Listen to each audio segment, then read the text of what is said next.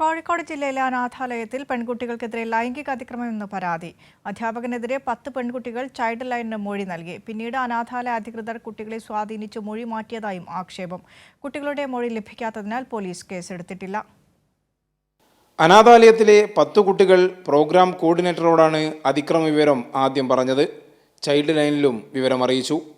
Child ലൈനിന്റെ പ്രാഥമിക അന്വേഷണ റിപ്പോർട്ടിൽ അതിക്രമം നടന്നു എന്നാണ് കണ്ടെത്തൽ. ഈ റിപ്പോർട്ട് CWCക്ക് സമർപ്പിച്ചിട്ടുണ്ട്.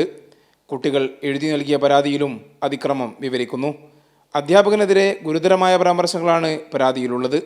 10ഉം 12ഉം വയസ്സുള്ള പെൺകുട്ടികളാണ് പരാതി എഴുതി നൽകിയത്. ഇത് പോലീസിൽ റിപ്പോർട്ട് ചെയ്യാതെ സ്ഥാപനാധികൃതർ പൂഴ്ത്തിവെക്കുകയും ചെയ്തു. CWC നൽകിയ വിവരത്തെ തുടർന്ന് പോലീസ് സമീപിച്ചെങ്കിലും മൊഴി നൽകാൻ കുട്ടികൾ ഇതുവരെ തയ്യാറായിട്ടില്ല.